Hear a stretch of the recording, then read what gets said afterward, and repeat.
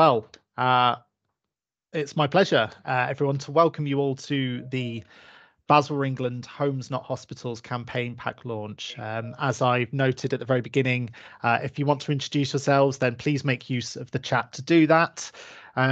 Before we start the session, Sheridan, if we can move the slide along, we have a few housekeeping items. I should note that the event is being recorded and we encourage attendees to put your microphones on mute and to switch your cameras off throughout this webinar. Some of our speakers may keep their cameras on throughout though. If you want to get in touch, do ask a question or make a comment, which we do encourage you to do, then please use the chat function to send through any questions and comments.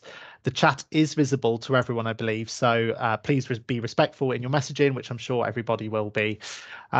And if you're on social media and you'd like to post about today's event, then please use the hashtag, which is hashtag Homes Not Hospitals, which you should be able to see at the bottom of the slide as well.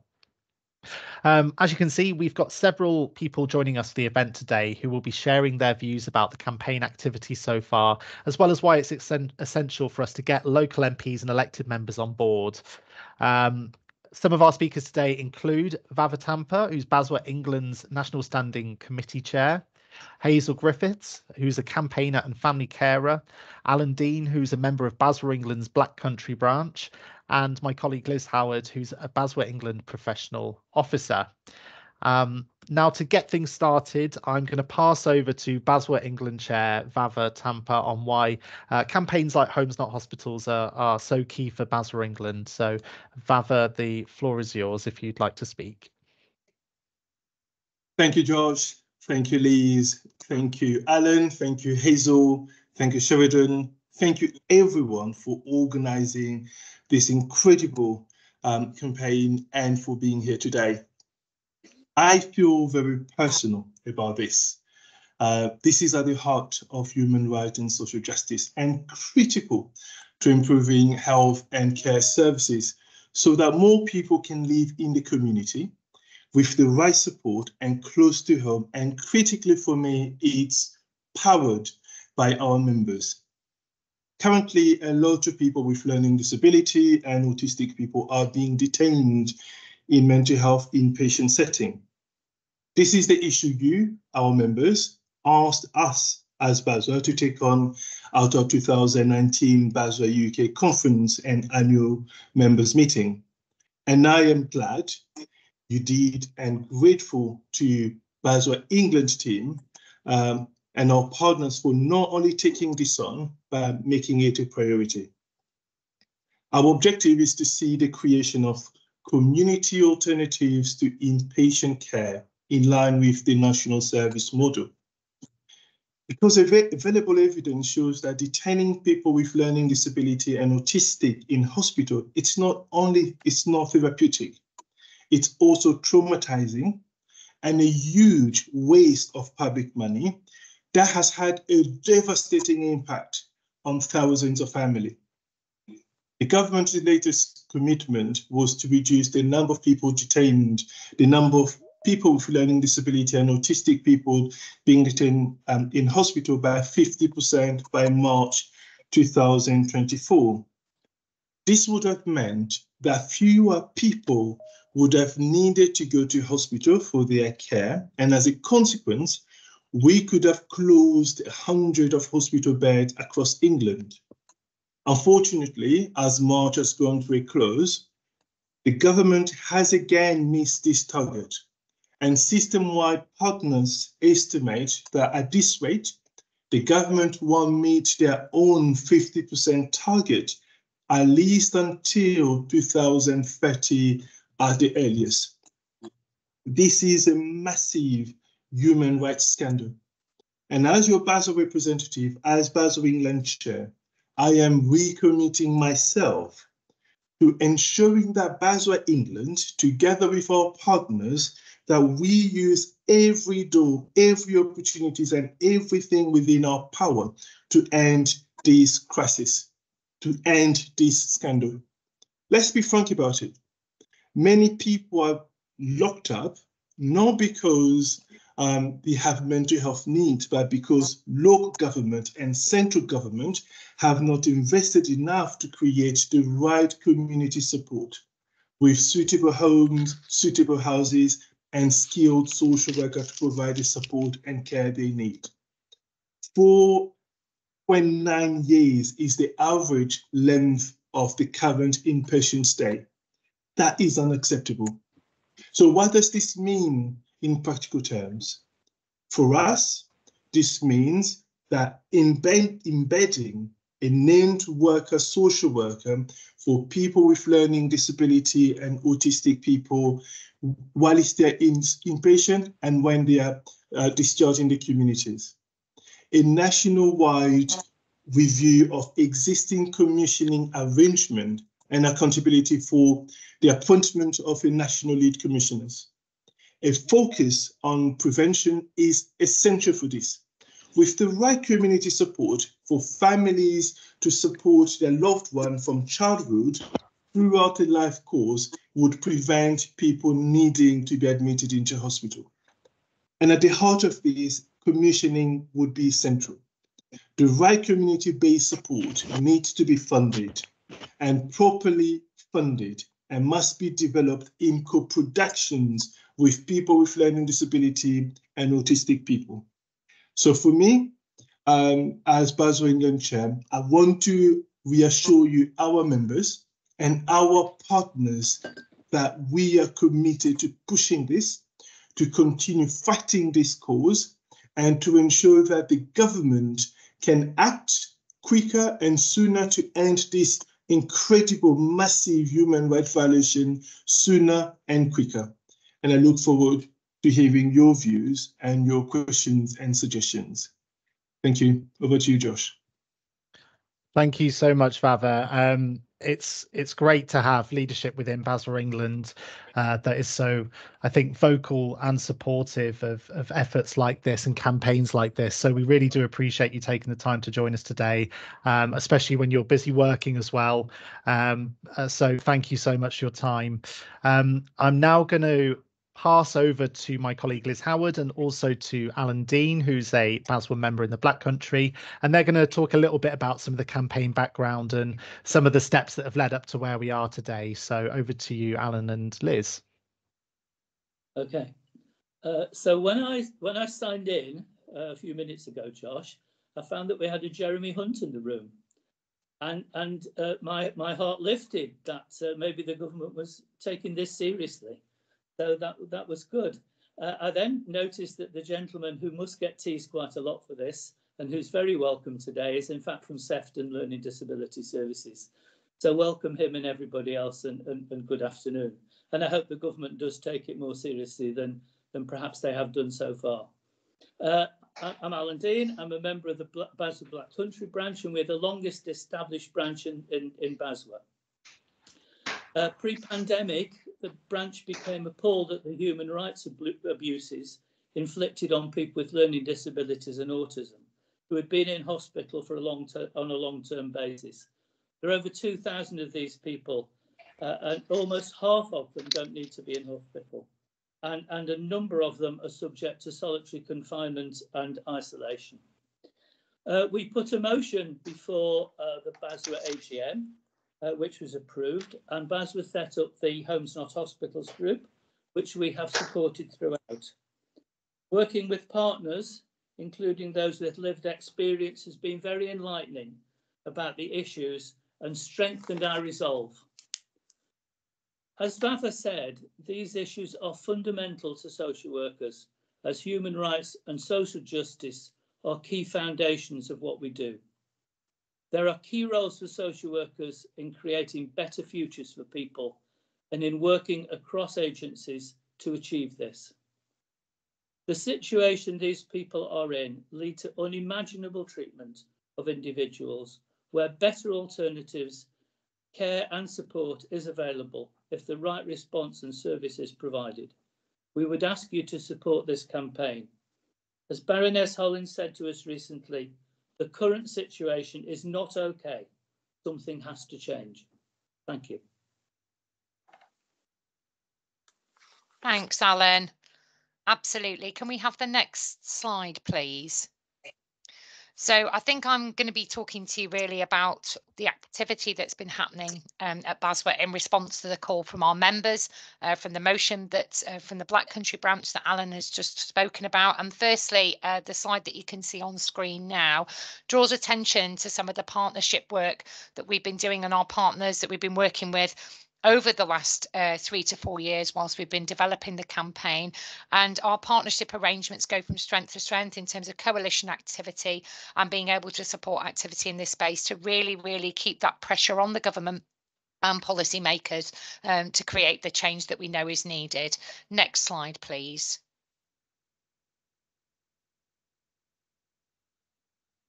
That's it, Chris Whitty style. There we go. Great, thank you. Okay, so we've got particular campaign priorities that I think it's really important to draw attention to. And the way that our campaign works is that we have a roundtable meeting where we meet with our partners on a quarterly basis, and that provides an opportunity to understand more about what work our partners are undertaking, what activity is going on in this space, and the kind of key areas that we need to try and focus on to strengthen our collective voice.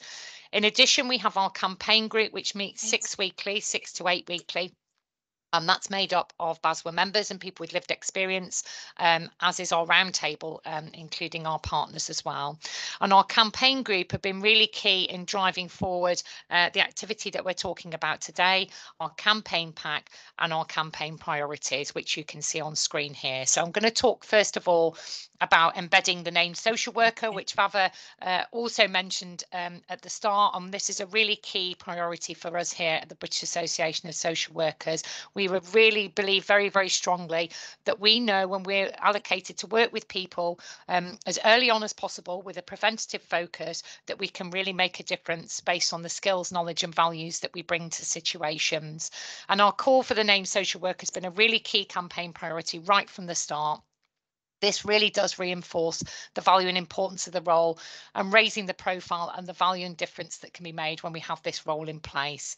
Our campaign activity around the name social worker builds on the name social worker pilots, which were initiated by the Department for Health and Social Care. We know that there was really good outcomes.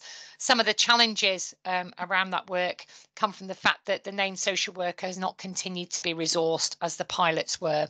So one of the things that we talk about in our campaign is the need for there to be a commitment from the government about adequately resourcing public authorities to make the name social worker a reality.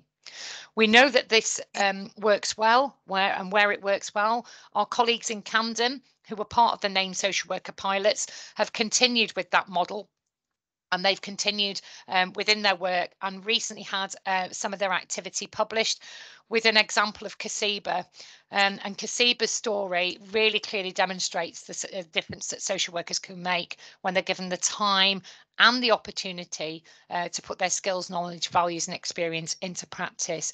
This is a fantastic example of multi-agency working, of the need for all the parts of the system to come together and really challenge themselves around the way that we treat people who have a learning disability and autistic people. And if you're not familiar with Kasiba's story, I'm going to put a link in the chat. There's a really helpful resource there in terms of a video, and also in terms of a kind of case summary that's been provided by the team that were involved there. But absolutely, there are other examples of where we know, certainly from the Wharton Hall Safeguarding Review, recommendation 13. There's also support there for having a named social worker in that coordination role, so that when people are in inpatient settings, there is that link back to their community. There is somebody that knows that person, has got that relationship with the individual and can really champion and advocate for their human rights and for them to be discharged as soon as possible. So our campaign asks around the name social workers about the mandatory requirement for everyone with a learning disability and autistic person, and that can be through childhood, through young personhood and into adulthood, who's at risk of admission to hospital or currently in an inpatient setting, particularly relating to their learning disability or being autistic and having a mental health issue. We also ask for there to be a role for social work in the multi-agency involvement with individuals, that we're not excluded from that, because we're really key to being able to provide further insight into what the appropriate hospital arrangements are for someone in terms of that treatment plan as well. And that final point around the government commitment, that's what we're calling for, to adequately resource public authorities to be able to make this a reality. Another key campaign ask for us is around commissioning. Again, that very much links to that point around prevention as well, having the right community support for families right from childhood through the life course to prevent this pathway to admission. And what we call for is a national review of existing commissioning arrangements across the country, and accountability with the appointment of a national lead commissioner. Again, in this space, we know that where the right community support is commissioned, then we know that those arrangements work well. But until that happens, we know that people are ending up in hospital inappropriately because there isn't anywhere else for them to go, or potentially ending up in the criminal justice system, and that is not acceptable. These are unintended consequences of not having the right community-based support and housing in place. So we want to see improved accountability at a national level. We call for a focus on transforming the commissioning landscape. There's a pressing need, we know, for the skills knowledge to be enhanced amongst commissioners as well, so that really they truly understand what person-centred co-produced commissioning is all about with communities, so that we get that right support in place. So there needs to be specific training and support for commissioners to ensure that their practice is humane, that they understand the boundaries within which they're working, but they're also able to challenge those, and that ultimately they have a rights-based focus on commissioning. And our campaign priorities really closely linked there to the resource that we developed around best practice commissioning principles and asks, which again include that call for the right training, learning and development, and that value-based approach within commissioning. Okay, and I'm going to hand back now to Josh. Thanks for listening. Brilliant. Thank you both so much. Alan, it's always so important to hear from our members who, as we know, in BASW play such a crucial role in kind of directing where we set our campaign priorities, and your voice on the campaign group is really, really important for us. And of course, to my colleague Liz as well, thank you for all your dedicated work in driving this forward as well. And hopefully this gives people a clearer sense of some of the activity to date and some of those clear kind of campaign priorities. I believe now we are going to move on to the next slide, and I think this will now be an exclusive look at our campaign video.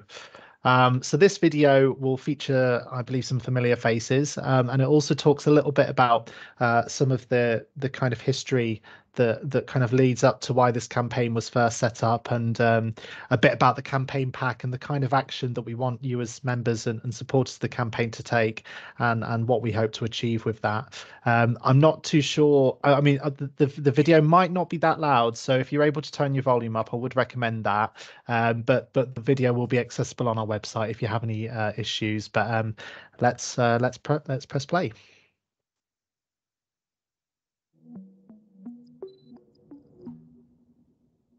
In 2011, BBC Panorama exposed abuse and neglect inflicted on people with learning disabilities and autistic people at Winterbourne View.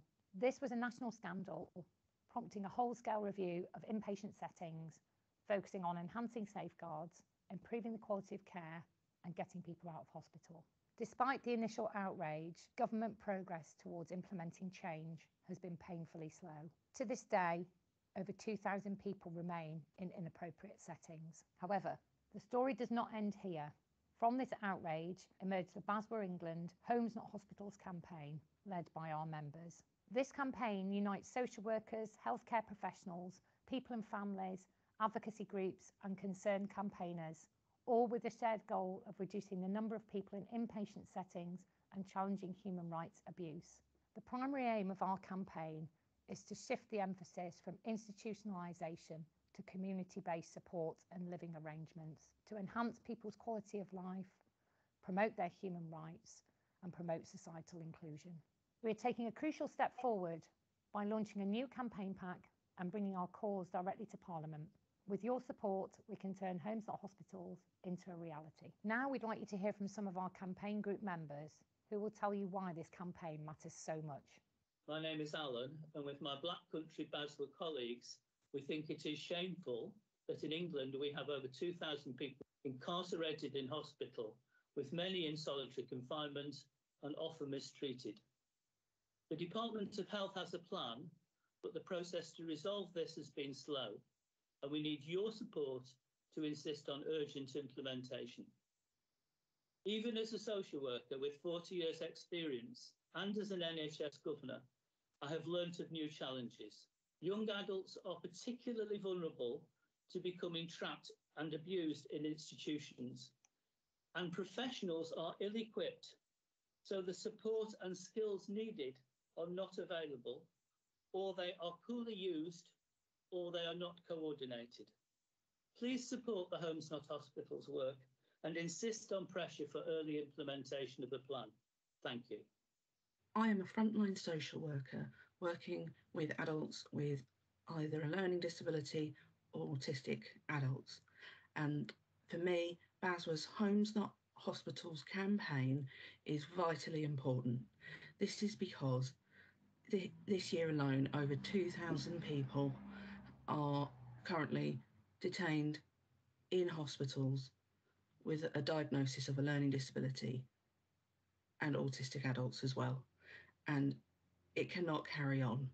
We need to work together with Parliament to make sure that people are living in their own communities and that the voice of the person is heard and are supported by a named social worker throughout the whole process.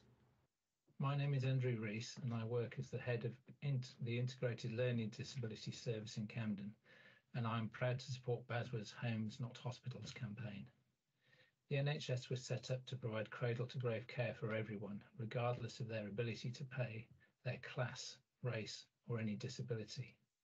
For thousands of autistic people or people with learning disabilities who are inappropriately detained or incarcerated in mental health hospitals across the country, they don't experience the NHS's caring, but as brutalising, depriving them of their basic human rights, such as the right to liberty, right to a private life, and the right to marry and start a family. From the horrifying Winterbourne View scandal, what has actually changed? The simple answer to that is not enough. BASW's Homes Not Hospitals campaign asks you to make the difference and do what you can to put an end to this national scandal. No more walking by on the other side of the road. The people still locked up in hospitals need your support, and they need it now. It shouldn't have to be like this, where people are held in these institutions just because they are autistic. Autism should not be treated as a mental disorder, and autistic people deserve every right to live in their local communities and feel supported in doing so. We desperately need reform to the Mental Health Act to right these wrongs and to prioritise the rights of autistic people and people with a learning disability, so that everyone has the opportunity to live fulfilling lives at home. Since taking legal action to free my son, he has since lived a happy life at home for over 14 years. But it shouldn't take legal action to give people their rights and their freedoms. That is why I urge everyone to send this campaign pack to their local politicians to demand homes, not hospitals.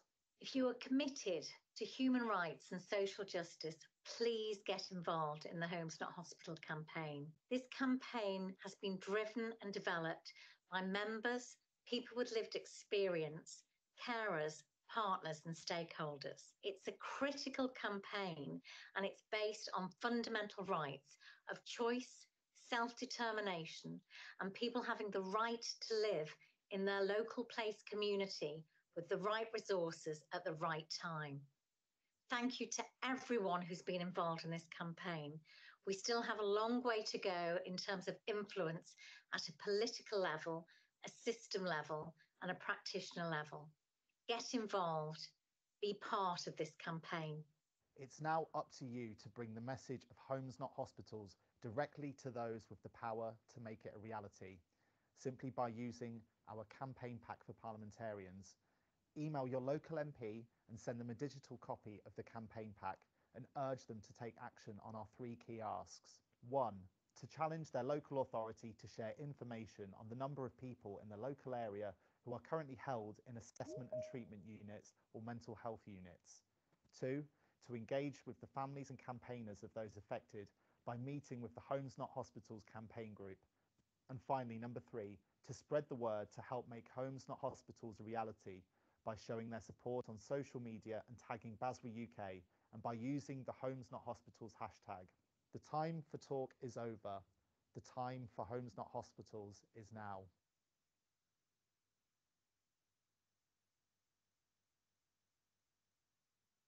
Great. I hope folks found that video useful. There is a you can watch that again. By the way, it's featured on our webpage, our dedicated webpage, and I'll talk a little bit about that shortly. But before that, I want to bring in actually one of the people who featured in this video, which is Hazel Griffiths, who's been a really key contributor to the campaign and a really important voice in trying to drive forward this change. So Hazel, if you're able to come in now, I'm very, very happy to pass over to you. Thank you, Josh. And can I just take this opportunity? I want to thank all the BASW Homes Not Hospital campaigning group. They have made me feel very welcome, listened to, valued and heard. Thousands of families have been left traumatised by their experiences in out-of-area hospitals. I am one of those families, and my son was left traumatised. Despite public and political outcry around Winterbourne View, progress has been glacially slow. And we are still seeing scandalous abuse in these settings in modern day times. This is not okay. Why, as a society, are we tolerating these human rights abuses? Doesn't society care about people with a learning disability or autistic people and their families? Why isn't there any civil unrest? It says a lot about our society to me. We need to take the campaign messages into wider public and not just in the learning disabilities and autism health and care arena. I know a lot of the public are unaware of these abuses. I'm asking you all to use the BASW Homes Not Hospitals campaign packs that have been developed to promote the campaign messages to help prevent people with a learning disability and autistic people end up and get stuck in such restrictive settings. I'd like to share with you and share with your partnership boards, your wider partners, your stakeholders, your colleagues. Yesterday I attended Why Are We Stuck in Hospital research exhibition in Sheffield. It's on till April the 7th, so if you're anywhere near Sheffield, a renowned artist, Volker Wolf, has taken the themes from this research to help amplify the seldom heard voices. And they produce a policy guide that has been sent to every chief executive of health and social care. And the research has developed 10 top tips for helping more people leave hospital. But you know what? I'm a community person. I'm about prevention. I'm about having people having an ordinary life. Thank you very much. Thank you so much, Hazel. As I said before, it's great to be working with you on this, and it's just frustrating that you and others are having to make these points and these arguments over and over again. But I hope that this campaign and this kind of next step we're taking can be a real turning point as we take these arguments directly to the doorsteps of power. I think now I'm going to talk a little bit about some of that kind of parliamentary activity and reflecting on events that we've run recently as well. If we can go to the next slide, please.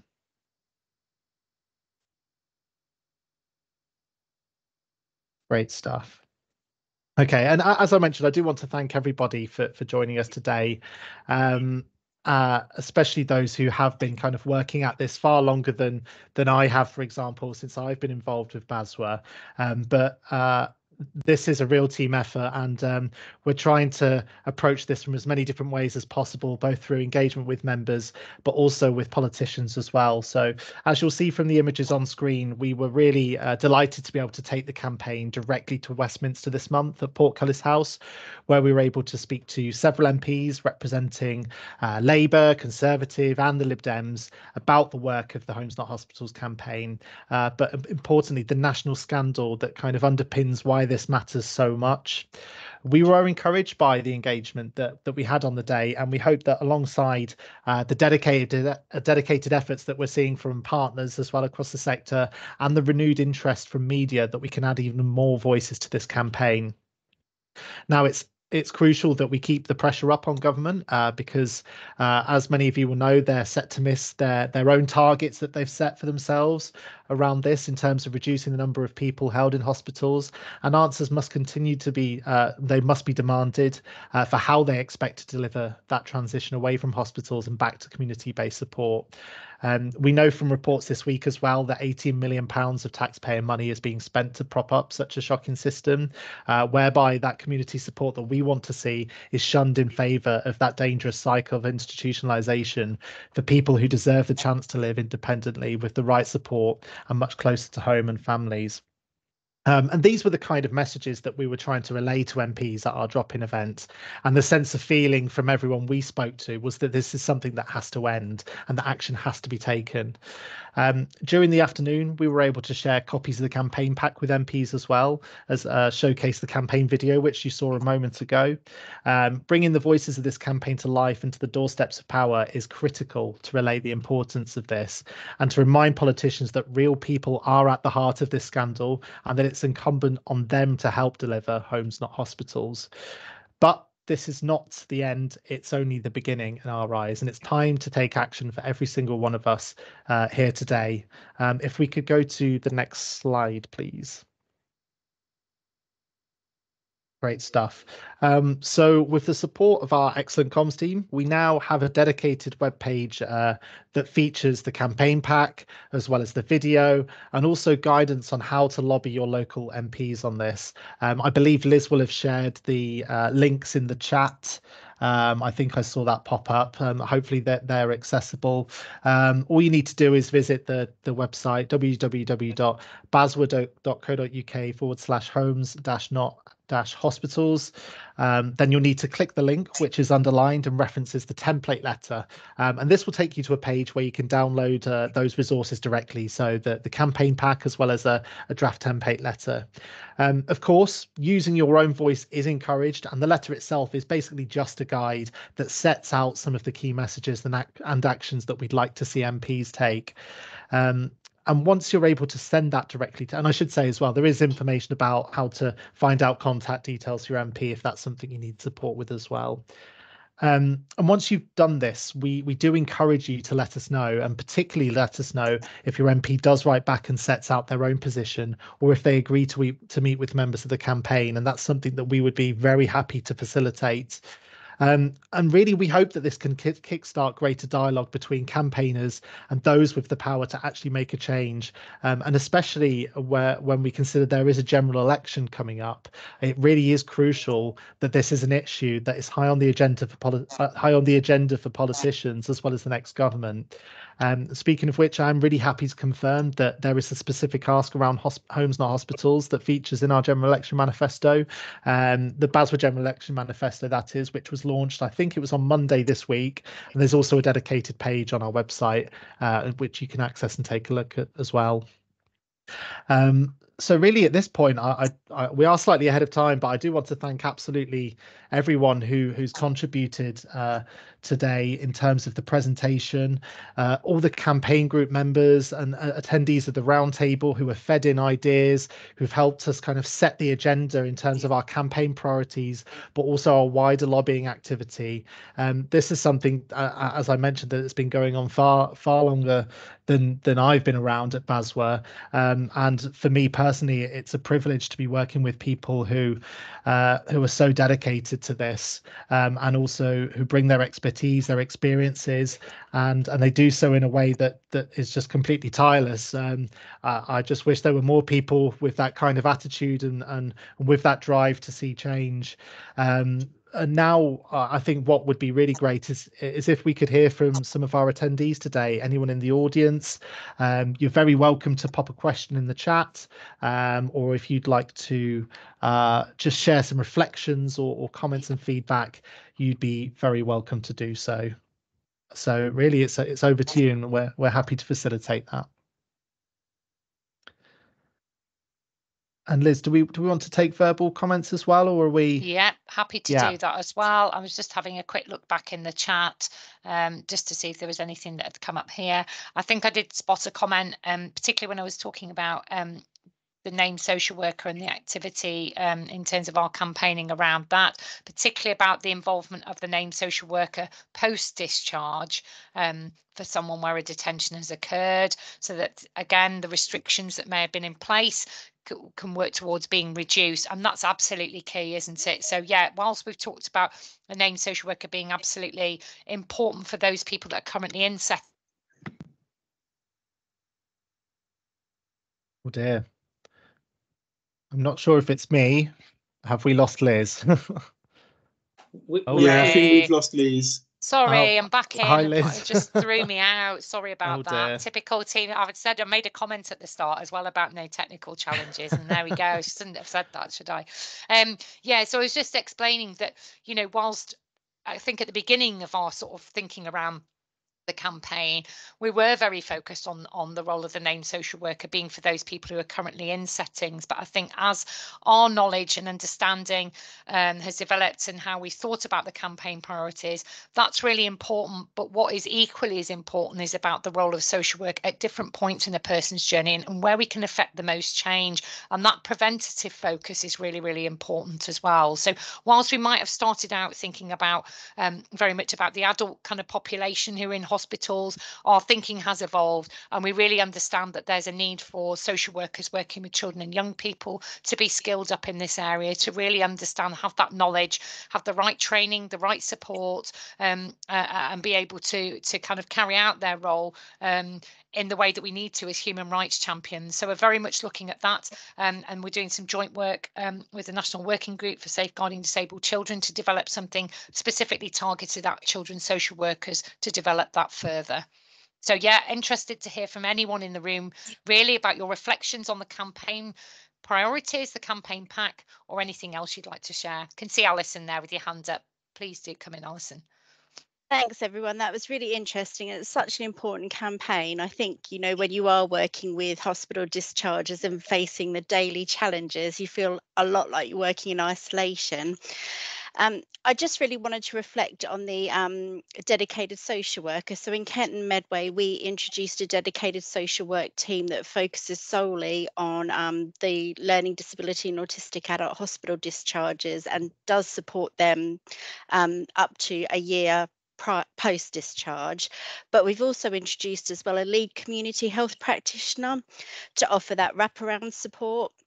So it's not just social care working in isolation, holding that risk all by themselves, and it's just worked so well. I think the main challenges that we face in Kent is property and providers, and you know, those barriers, people ready to leave hospital but nowhere for them to go.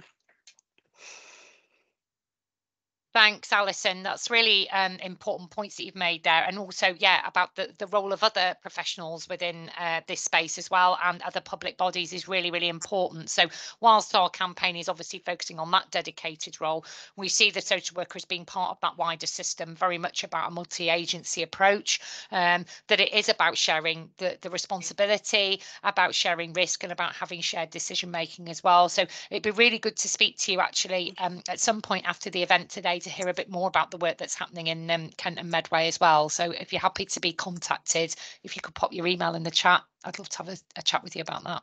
Lovely, thanks. Great, thank you. Thanks. Oh, I can see another hand up. Let me just double check who that is. I think it was yeah, Catherine. I thought Catherine. it was your hand. Yeah, please come in. Hi, I'm Kat Polkara. I'm social worker and transforming care assessor in Cornwall. I am the named social worker. I'm a team of me. But I think what I sort of wanted to ask about was therapies for people with learning disability and autism, particularly who have experienced significant trauma. I think it plays a really big role in prevention of detention and aftercare. But quite often I come up against quite significant discrimination in health services about the inappropriateness of therapies for individuals with learning disability and autism, and that's kind of reached to me of issues around accessibility and around the Equalities Act. And I just wondered, while there are some adaptive therapies out there that are not widely adopted, is there anything sort of within sort of BASW's thinking about prevention where we can sort of get some voices to ask health to provide something more than a review, and to look at us building those therapies for people who have experienced significant trauma in our communities, so they never go to hospital in the first place? Thanks, Kat. That's a really, really important point, isn't it, about access to therapies? And we certainly know for younger people, particularly when we're thinking about voice and we're thinking about rights-based approach, access to therapies such as speech and language therapy are absolutely key. But we know that they're not readily available, or certainly the pathways to access those kind of therapies, are not straightforward. So I think that is definitely something that we'd be interested to think a bit more about, and about how, yes, our campaign could be utilised really to kind of raise some of those issues at that kind of national level. Certainly a challenge to governmental departments on that, about what's being provided and what's going on across integrated care systems and boards as well. So if you're happy to pop your email in the chat, we can come back to you about that, about further conversation. That would be great. Thank you. Yeah, thanks, Kat. Liz, I can see you've got your hand up. Hi, yeah, I work in Coventry and Warwickshire and part of the NHS trust there. Yeah, and we do, I mean, yeah, I'm interested to hear that previous comment, because we do offer quite a range of different psychological therapies for people with learning disabilities in our area. So I'm just wondering if there's difference across the country, and whether that's something to look into, because I think I can only speak for my area, and I know other areas do as well. But yeah, it's interesting to hear that there's a problem in other areas not being able to access that, which is a concern really, because I think it's really, that preventative work is really important. And another comment was just that we have intensive support teams that work on admission avoidance, and we actually are fortunate to have social workers who are part of those teams as well. So we're sort of like, we do try and do that integrated work to prevent people from going into hospital. So, that's really helpful, Liz. Thank you. And again, it'd be really interesting to hear about that approach, particularly mission avoidance and the kind of activity that's going on there.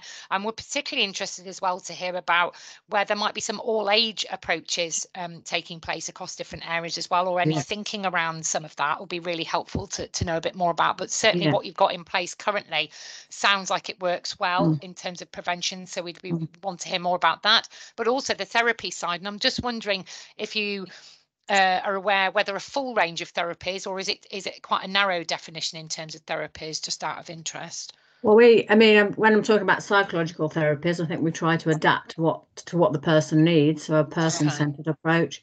But we do offer some psychodynamic, we offer DBT, we offer CBT, and all of those will be adapted for people with learning disabilities. Okay, that's really helpful. Thanks, Liz. Yeah, really helpful. But doesn't it just show absolutely the conversation in the room so far? We've had 3 people speaking, and there's totally different kind of approaches, and sometimes that's helpful depending on what the needs of local populations are. But what we do know is there's lots of national variance, and that's a real challenge based on what Kat said down in Cornwall. If people are being refused therapy on discriminatory grounds, well, that's just simply not available. Thank you. Anyone else wanting to come in, ask a question, comment? I'm just going to check on the chat actually, because I've taken my eye off that while I've been talking to others. Yeah, so there's a question from Hilary. Are social work education providers emphasising that mental health hospitals should only be considered as a possible option for people with a mental health issue? And that is an interesting question. I would suggest, from what we know, potentially that isn't necessarily happening across the board. Sarah, I can see you've got your hand up as well. Did you want to come in on that point? It's nice to see you, or something different? Nice to see you. Thank you. This is such an important thing to be launching, and I think you've done some amazing work on it, and thank you for that. I was curious to ask of the previous caller, Liz, whether she thought that therapies were equally available for children, young people, as well as for adults. Because in my experience, we have a lot of difficulty getting appropriate therapies for children. And the other thing was just to echo what you said about the importance of us developing some similar materials around children, young people. And some of the concerns that we have about children, young people have been echoed in the recent Hesley inquiry, talking about some very grave concerns about safeguarding around scrutiny and around advocacy and voice in the residential school sector. And I think that documents like this really help us to try and think through earlier interventions to try and prevent anyone needing admissions away or a distance away from home, family, attachment, and so on, unless there's a jolly good reason. Yeah, so the point was thank you, and the question was about therapies for young people. Thanks, Sarah. Liz, are you able to come back in on that? And then I can see Vava's got his hand as well. And I'm just responding to Hilary as well. Yeah, I can only speak locally for what we do in the trust that I work in. I think we have for children with a mild learning disability and those without a learning and autistic children, they would be seen within our CAM service, and there will be a range of different therapeutic approaches for them in that. I think the difficulty often is the reasonable adjustments. They cannot always be made. So I think that's work that we're doing within our services. I know that. For children with a learning disability that we see in our learning disability services, that is for children with a moderate to severe learning disability. We often, I suppose I think if children needed it, but I think the approach is usually more of a positive behaviour support or a systemic family therapy approach. So I don't think we offer so much, but that's more needs led, I think, from what children are referred in with. Yeah, so it's a little bit different depending on which service children access. Thanks, Liz. Thank you. Sarah, is that okay? And are we okay to move on with Vava? Yeah, absolutely. Great. Thank you. That's great. Thank you. Yeah, thanks. Liz, just wanted to comment on the detentions. So, there was a question around detentions of people in psychiatric hospitals. In part, this is this continues, or this has been the case because of the way the Mental Health Act has been written.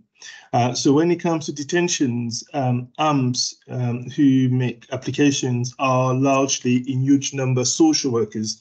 I think 95% of AMPs are social workers. But the Mental Health Act, the way it's written at the moment, essentially says, well, it recognizes people with autistics and learning disability, so somehow, being, they're not being explicit a mental health issue. The Act gives doctors and AMPs power to detain people when there is presence of aggressions or violence. And the word aggressions is one of those words anyone can interpret in different ways. We know people with, people who are autistic, perhaps, for instance, because of maybe sensitivity to noise and so on and so forth, the way they would react would be different. And that could be seen as being aggressive. That could lead to that person being detained. But one good news, perhaps I should say, is there was a review of the Mental Health Act, which it hasn't yet become, a law of the land.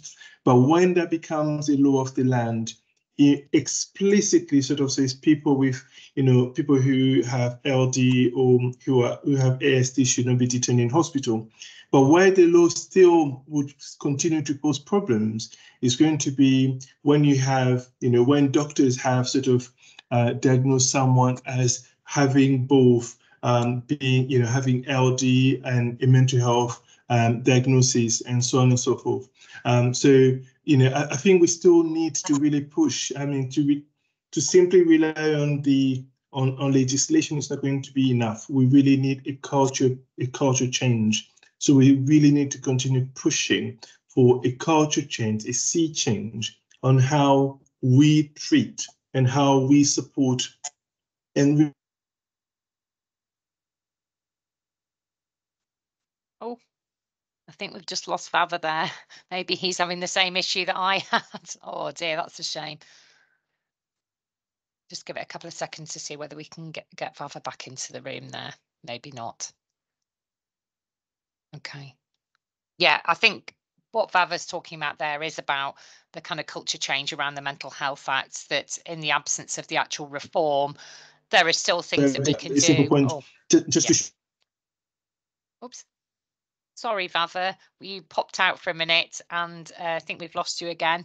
Are you there? Yeah, I'm sorry, my internet, NHS internet can be problematic at times.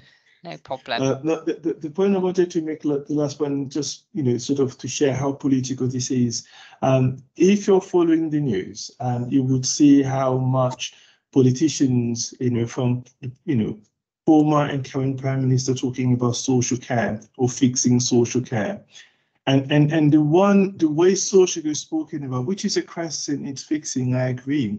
But you see a disparity on how much politicians in Westminster speak about social care and how less they speak about, let's say, children's services or supporting people with LD or ASD. And I think I have an idea now. I think one of the reasons is because many politicians, many members of parliament or minister, policymakers, and so on and so forth, have parents who are at a stage in their lives who would desperately need social care input to continue to live a better life, independent life, fulfilling lives. So there is a self-interest for members of parliament and so on and so forth to really ensure social care is fixed. Whereas when it comes to children's services or addressing this human rights scandal, the detentions of people with learning disability and autistic people, many politicians, many people in power are not speaking about this subject because many of them may not necessarily have personal connection to this situation. Many of them would not know or have someone in their family who is a child in need, who's in child protection or has been put, has been fostered or anything of such. So because of that, I think that's a serious gap. So us as members writing directly to our members of parliament, it's the only critical ways that we would ensure members of parliament understand this is a priority for us. And if they want our vote at the next election, then they also need to prioritize this. It comes down to that. We really need to force this down their throat. Thanks so much, Vava, and it's absolutely key. We are at a key point, aren't we, in terms of being able to get the key messages across around why this campaign is so important, what the changes are that are needed, what are the key changes that we need to see, both in terms of legislation, but also policy and the resourcing side of things, and also to have a closer examination of what's going on within the current system. Where's the money? Where does it need to be? Where does it need to go, so that it has that preventative focus, so that we can start to change what's happening here. So thank you for sharing that. Hopefully we caught all of that with the internet. I'm sure we can sort that out with the recording. Hannah, I can see you've got your hand up, and I'm aware we're also coming to time as well. But Hannah, would you like to come in? Sorry, just for a couple of moments, if I could, just to kind of float how everybody else in the room feels about this, because for me there are 2 points, and one of them is absolutely agree with the homes not hospitals approach, but at the same time a big part of me feels like we need to be recognising that the staff that work within these environments across the country at the moment do not have and are not given at the point of onboarding the skills, the training and the education that they need to be able to deliver safe and sustainable care. And so I suppose I'm thinking, given the lack of interest from the government at this, and has been through Winterbourne, through Edenfield, through all of the reports that keep continually coming out, is to make sure that those people that are currently within these provisions do not continue to go through trauma. So it kind of, to me, feels like we need a double-pronged approach. Yes, of course, home and hospital, but also What are those providers doing to demonstrate leadership and cultural change for the individuals that are in these settings today and are likely to come out within the next year, 2 years, 5 years? Thanks, Hannah. And absolutely. And that's why we're really strongly advocating, again, for the role of the named social worker, because what we know is that the oversight and insight into arrangements, particularly where people have been there for several years, is really limited. And actually, the examples that you've talked about, well, even when there is kind of some of that oversight, it hasn't been effective. And Wharton Hall and Edenfield are examples of that. So we really do need to keep that pressure on for the system within which people are detained, for the hospital settings, for there to be some really clear direction around the scrutiny that's happening there, but also the standards that are expected. And that's about keeping the pressure on organisations like the Inspectorate, so the Care Quality Commission. It's about looking at the governance arrangements for institutions as well and what's happening there, and really making sure that we've got the right people in roles to do the right jobs. And the workforce challenge is absolutely huge. That's across health and social care, but particularly within social care as well. So again, it's really important, and an important part of our campaign is being in those meetings and discussions where there are conversations about workforce, so that we're very clear about what the expectations should be around the values of the individuals that are employed, but also the support and employment arrangements of individuals as well, because we need to treat people who are working in settings properly in order that people receive the right care and support, and that we're very clear that that is not about restraint and restriction, that it is about understanding people's behaviour and being able to respond to that appropriately. So huge challenges in this area, huge. But that's why it's really important that we're not looking at issues in isolation. So it's really important that we've been able to have the conversation with you today about the things that you think are important, that are missing, that we can take forward in our campaign. I'll thank you all for your comments and questions. And Josh, I'll hand back to you for a kind of final summing up, really. Thank you all. Yeah, I mean, as Liz says, thank you so much for everyone who's taken their time out today to join us at this campaign pack launch. Just to remind everyone, everything is accessible in terms of all the resources that we've talked about today through our website, and the link is still on the screen, and that's basw.co.uk/homes-not-hospitals. We will try and endeavour to follow up with everyone and to provide updates on the campaign. But as we asked of you, please do get in contact with your local MP. Please make sure they get a copy of this campaign pack. This will only happen if we have good people like yourselves making it happen, but also encourage people that you know who care about these issues to do the same, and report back to us. Let us know the response you get. We stand ready to support you in any kind of actions that come from that, in any meetings that we can facilitate.